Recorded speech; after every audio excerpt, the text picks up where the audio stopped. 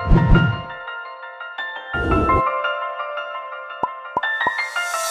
really wasn't sure whether to do this, but in the end I decided that I would talk about my favourite games of the year. So I hope you enjoy. They're in no particular order, they're just games that I really enjoyed this year, and it's as simple as that. So without further ado, let's get right into it. My first game on this list is Fast Racing the Earth. This is a game which caught my attention throughout the year, and as a fan of races, I was curious. But it really did prove to be a top-notch experience, which has served for a lot of fun-filled frustration. It's a game that as a racing fan I really love, even if it has shown how casual my affection for the genre really is.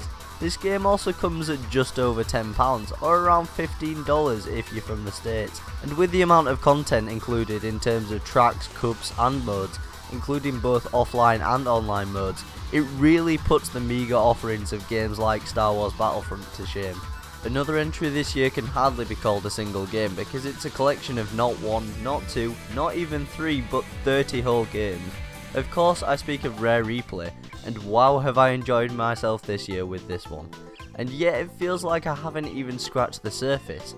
I picked this game up for a tiny £16 at launch, and sunk my teeth right into Banjo-Kazooie and one of my childhood favourites, Viva Pinata.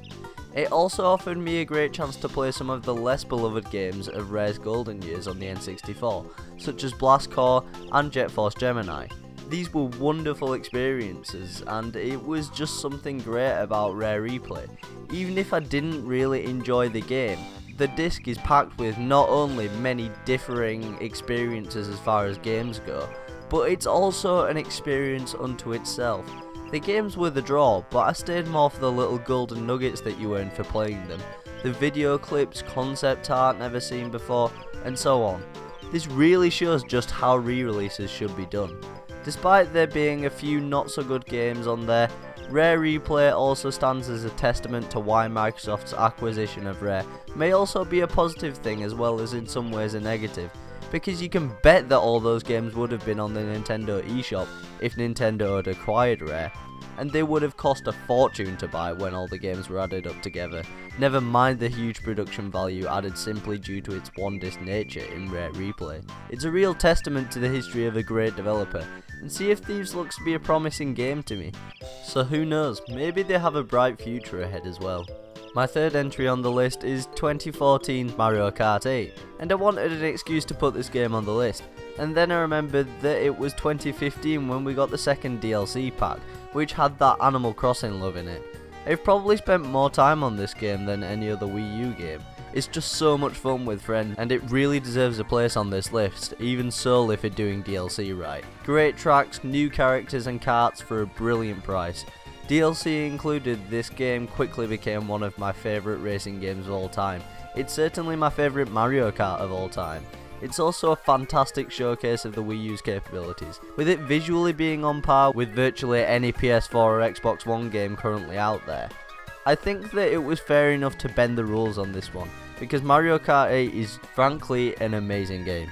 The next entry could be said to be a free game. Well, actually, I think that would be a lie, because this game is neither a full game nor even really free, at least in my part.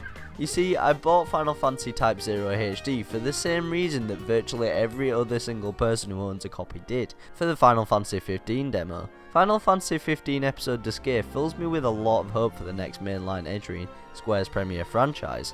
After the at best mixed reception towards the Final Fantasy 13 games, this confirmed that I was quite right in my reserved excitement and hope for this installment of the series. The characters seem to have an actual relationship with one another.